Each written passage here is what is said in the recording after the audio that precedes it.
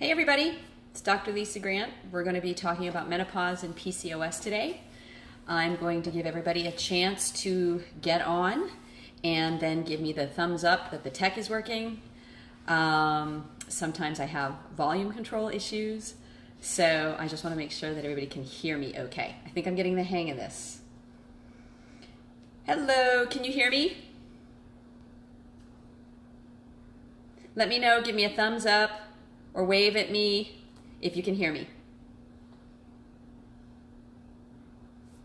Okay, so last week on my Instagram Live, I talked about PCOS. And if you have PCOS or if you know anybody in your family that has PCOS or you have friends, please let them know that this is National PCOS Awareness Week. And month, and I'm doing a series of Instagram Lives on PCOS. Last week, I covered the root causes of PCOS and some of the steps that you can take to deal with it. Today, as a result of questions that I got last week about menopause and PCOS, I'm going to be talking about the menopause and PCOS today. And then next week, same time on Thursday at 10 o'clock, I will be doing a final Instagram Live about PCOS and skin health, and I'll be joined by Eva Liu, who is an acupuncturist who specializes in dermatology. So that is not an area that I particularly specialize in, but I do, there are lots of issues from PCOS that happen in the skin and in the hair. So we'll be talking a little bit about what you can do to help preserve skin health, and also what you can do to deal with flare-ups, and a little bit about the effect of PCOS on hair growth. But today is PCOS and menopause. So I want to start by talking about what is menopause, because I actually think there's a lot of confusion about this. Menopause means your menses has paused, although actually they haven't paused, they've just gone away completely. And menopause is defined as 1 full year without having a period. Now, this can be actually a little tricky for women with PCOS to figure out, because often one of the signs of PCOS is that you have these irregular periods. So, and I have treated patients, they've come in the past, where they have a period once every 4 to 6 months. So it can be a little harder to define, like right when they hit menopause. What happens previous to menopause is something called perimenopause, and this is something most of us never hear about.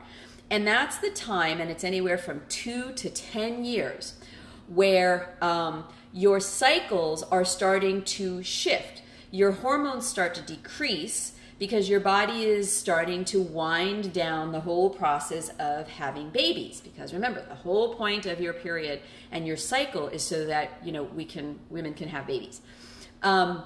So part of what happens during perimenopause is your hormones start to destabilize. So some women get shorter cycles, some women get longer cycles, some women their ovulation moves, some women their periods themselves will change length. So either they'll bleed more or longer, or they'll bleed for a shorter period of time, or they'll get really heavy bleeds, or they'll have really light bleeds. It's just everything starts to shift as the reproductive hormones are starting to wind down. Okay. Now remember last week, what I talked about was the difference, or the fact that PCOS is not just a reproductive issue, it is also an endocrine issue. And that's why I thought it was really important to talk about this today, because just because you don't have your period anymore, just because you are done with reproduction, does not mean that you are done with PCOS. And this is really, really important to understand, because all of the endocrine issues that created the PCOS and the reproductive issues in the first place are still there. It's just that you don't have a lot of the overt symptoms of it. Remember, a lot of women find out that they have PCOS because their cycles are out of whack, or they can't get pregnant, or something is just off with their reproduction. But that is only rooted in the reproductive system. The whole issue with insulin resistance and what the flaring insulin and the testosterone does to your reproductive system stops, but the endocrine issues are still there. So I wanted to talk today about what that means, because PCOS is actually really problematic for women once they get past menopause. Now, you no longer have those weird cycles and those pesky monthly or semi, every 3 or 4 month sorts of issues. But because of the nature of what the testosterone does in a woman's body, it's really important to continue to address and take care of the PCOS, even past menopause. So, the high testosterone spikes, the high testosterone levels that happen in PCOS are still there. So any woman who has gone through menopause and who is now done with her period still has to address those high spikes. One of the nasty little secrets about menopause in general is that our metabolism, so after you go through menopause, your metabolism significantly drops. So if you want to lose weight, then it feels like it takes twice as much exercise and dieting, and you get half the results. And that's true of women in general, irrespective of whether or not they have PCOS. So when you throw PCOS into the mix with the high testosterone, it gets even trickier. One of the things that excess testosterone does, now I'm sure that you all heard of like the pear shape and then like the apple shape. Women who have classic PCOS tend to do the apple shape. They tend to put the weight on in their midsection. So the muffin top actually becomes more like a barrel, okay? And it almost feels like it's coming from right at the bottom of your chest all the way down to your belly. That apple shape is an indication that you are depositing all of your excess fat in that area. And the problem with that is that excess, what we call visceral or abdominal fat, increases the likelihood of strokes, diabetes, and heart attacks. And one of the reasons that you see more men with that apple barrel shape than you do women, because women, in the absence of PCOS, tend to do that pear-shaped thing where we put all our weight on our butt and thighs. It's the testosterone that is shifting the way that the body deposits the excess fat in your abdominal area. And all of that excess abdominal fat right there, it becomes, it's highly inflammatory, and it changes sort of how your endocrine system works, and it increases depositions of cholesterol and fatty lipids and things like that in your arteries. And testosterone is to blame. So what happens with women who have PCOS is after they go through menopause, their health profile, meaning their health risks, start to resemble a man's health risks more than a woman's, because they've got that extra testosterone in their system that is pushing their fat into that abdominal area, creating the higher risk of stroke, diabetes, and heart attack, which is a really nasty little trick that PCOS plays on women, okay? So one of the things that a woman with PCOS has to do after she hits menopause is she needs to realize that all of those, the changes that I suggest for my patients with PCOS, decreasing the amount of carbohydrates, grain carbohydrates that you're eating, and also, making sure that you're maintaining exercise, that is how you fix the problem. The solution is simple. It's not easy, but it is simple, because everything needs to be geared toward decreasing the amount of insulin that you are secreting in response to the food that you're eating. And then if you decrease the amount of testosterone, then you decrease the hormonal imbalance towards all of those testosterone-driven effects. One of the things that we absolutely know about post-menopause is that, in general, we all tend to become a little bit more insulin resistant. And in women who are, have PCOS, the place where they start is much higher. One of the things that I have, learned recently or read recently, and it emphasizes what I've learned over time, is the fact that with insulin resistance, the best cure is exercise. Honestly, if I could figure out a way to take exercise and put it in a pill and sell it That would fix so many issues, okay? And if you think about it, it makes sense because our bodies have evolved to move, okay? It's only in the last, 75 to 100 years where most of us spend our days sitting with our butts in a chair and only having, intermittent small amounts of movement during the day. But even if you go back 100 years ago, people who were working on the farms, women who were taking care of the house or who were working in factories, everybody moved a whole lot more. You didn't have cars, so you walked to and from work. We didn't have all of those modern conveniences, so everybody moved. Our bodies have evolved to actually get the whole system working when we move. And when we don't move, it creates a whole host of issues. People who don't move wind up with insulin resistance and the excess weight and high blood pressure and diabetes. Now, and that's across the board. So if you have PCOS, your risk factors for that go up much higher because you also have to deal with the testosterone. So the answer is exercise. Now, I repeat this all the time to my patients.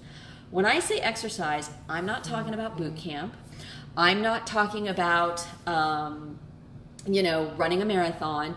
I'm not talking about things that are like incredibly hard, intense, hours-long commitments to exercises.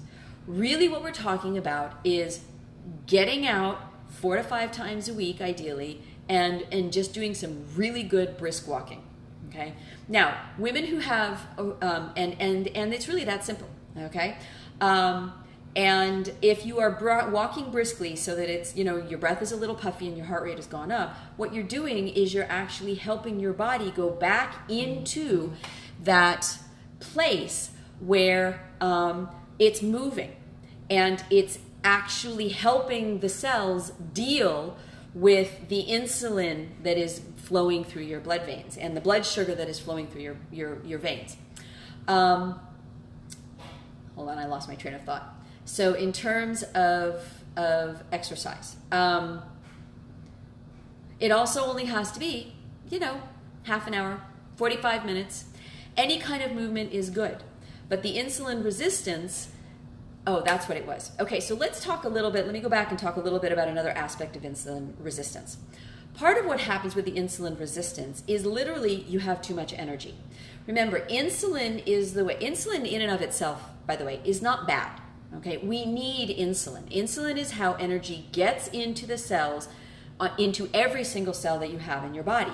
The problem is that in any form of insulin resistance, whether you have PCOS or whether you have diabetes, is that your body is trying to put too much energy into the cells. So what happens is you eat a meal, and if it's a very carby meal, your insulin is going to go up, and over time what happens is the insulin has put all this excess energy into the cells, and the cells basically say, whoa, hold on a minute, we don't need any more energy, stop working insulin. And it's a natural response to the fact that the cells already have enough energy in them to do what they need to do. So it's actually a biofeedback mechanism that, when you're out doing a lot of movement and physical labor or just moving around, it works. The problem is that if you're sitting in your chair all the time and your body is constantly getting this stream of energy, because most of us are well fed, hunger and starvation are not something we have to deal with, then what happens is that the cells get too full. And in order to prevent all that excess energy from going into the cells refuse what the insulin is trying to deliver. And then you wind up with all this excess energy flowing through your bloodstream. Well, if you have excess energy, what's going to happen? Your body is going to put it into fat cells, because fat cells are the repository of extra energy for our body, so that when we are in a place where we aren't getting as much energy from food that we need, it's a reservoir.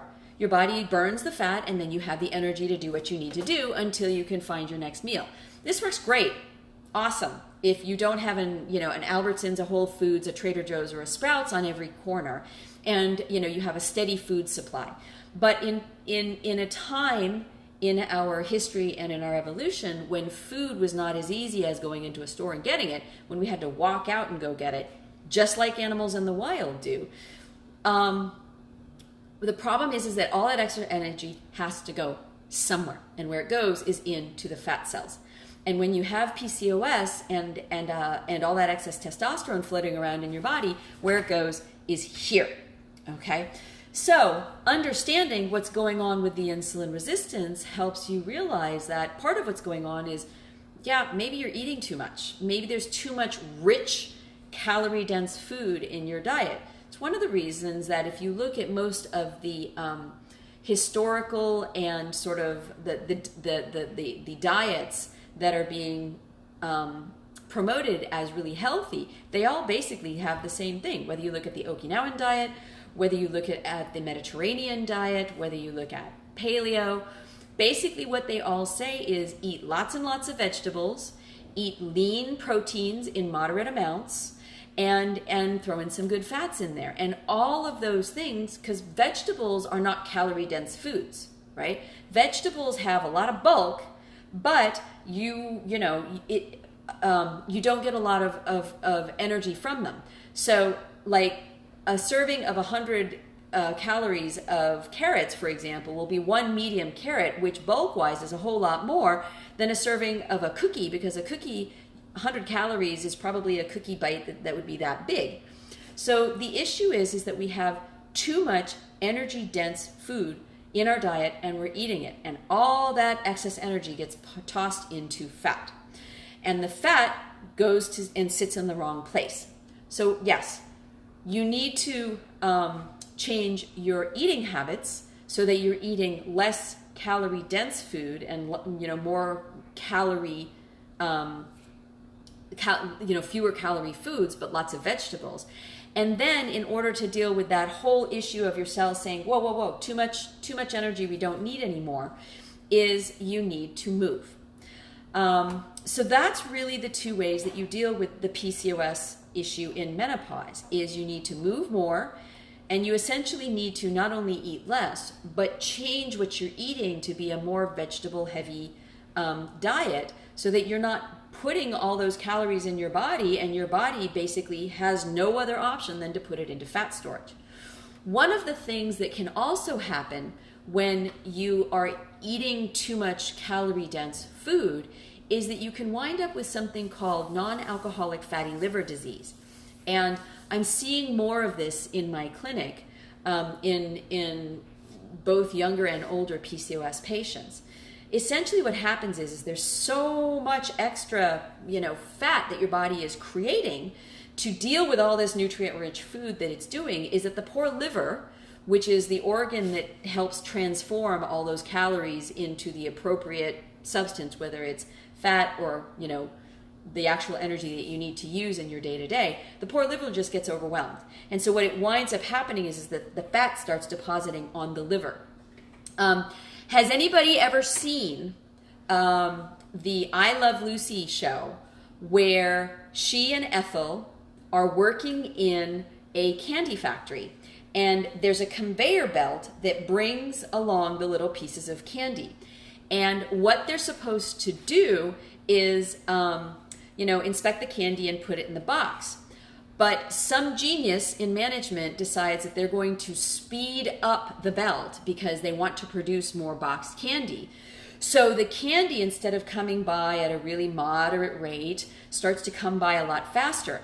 And poor Lucy and Ethel can't deal with it fast enough. So they start stuffing it in their mouths and stuffing it down their bras. And, it's like they can't throw it on the floor because the manager would see it. So putting it in their pockets. It's hilarious. It's really funny because they're desperately trying to deal with the candy as it's coming by. It's a perfect metaphor for what happens to your poor liver. If you've got too much energy-rich food coming in and you're not moving enough, your poor liver doesn't know what to do with it, so it winds up with this non-alcoholic fatty liver disease, and it puts all of the fat deposits on itself. So if you have a friend that has that issue, or somebody who has PCOS, part of what happens is Western medicine doesn't really know what to do with non-alcoholic fatty liver disease, because they don't look at the nutritional causes, and they don't look at the hormonal imbalances that can create that issue. So the answer always is food that is not so calorie rich, so more vegetables and more movement and more exercise, and that helps to rebalance your hormones. One of the hard things about this is that alcohol is basically liquid sugar. So, your liver is part of the organ that processes and tries to help balance all this the hormonal environment in your body. And post-menopause, alcohol is really hard on the body. Alcohol can impair your liver's ability to function by like 40%.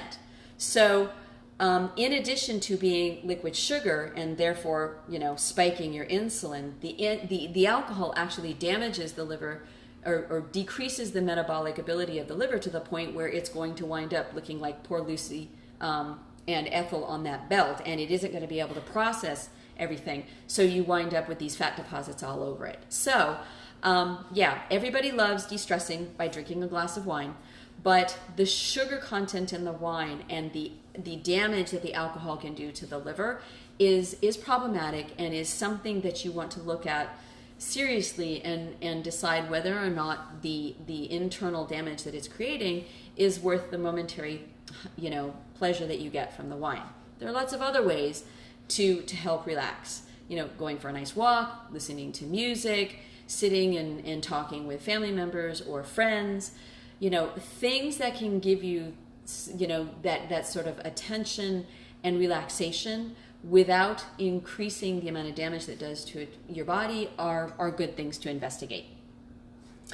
One of the things that I do recommend to many of my patients is if you go to my website, fertilityresetonline.com, and head over to my e-shop, there is a liver or a detox kit. It is a gentle detoxification kit. I recommend that all of my patients who have PCOS or who are going through menopause actually do the detox, because what makes this detox kit different is that it also includes liver enzymes to help the liver, function better and get back into a much more normal balance. And all of my patients, with the exception of one, have said that, the shakes that it involves don't taste too bad. And that particular patient figured out that if she added more berries into her smoothie when she was making the shake with the protein powder, it tasted a lot better. So that is something that I recommend if you want to help your liver function a little better so that you can help restore that in the endocrine balance. So that pretty much takes care of it. The big issue for PCOS in menopause is that in addition to the hormonal imbalance or the shift in hormonal balance that menopause creates, PCOS actually drives women more towards health risks like heart attack, strokes, and diabetes because of the excess testosterone. So everything that is true for a woman who is trying to manage her PCOS in order to get pregnant is true for a woman that is going through menopause also, because the only thing that happens in menopause is that the symptoms go away for women with PCOS, but the root cause does not. Now, Chris Tan asked, do I recommend the liver detox for those without PCOS? It's a good question. It depends on what's going on. If you eat, relatively cleanly and clean meaning lots of vegetables, lean meats, you don't eat a lot of, white flour, white sugar, processed food, and you exercise pretty regularly, you probably don't need it because your body is already in a good position. But if you are trying to get pregnant and haven't had a whole lot of luck, if you've been through either IUI or IVF and you are not currently pregnant, all of those hormones that they give you definitely tax your body. And so going through the detox protocol is a really good idea. I recommend that all of my IVF patients, either prior to IVF or post-IVF, if they're not going straight into the transfer cycle, do this. I recommend it for all of my PCOS patients, and I recommend it for anybody who's working on shifting to a healthier diet in terms of going to more including more plants, or had a heavily processed diet. Because anything that you can do to help your body restore a better metabolic and hormonal balance is only going to help. So does that answer your question? Does that help? And does anybody else have any questions? Anything going on? No? Okay. So feel free, if you think of a question later, to ask me on Instagram. And don't forget that I'm going to be here with Eva next week at 10 o'clock to talk about, my pleasure, to talk about PCOS and skin health. If you'd like to check out my YouTube video channel, it's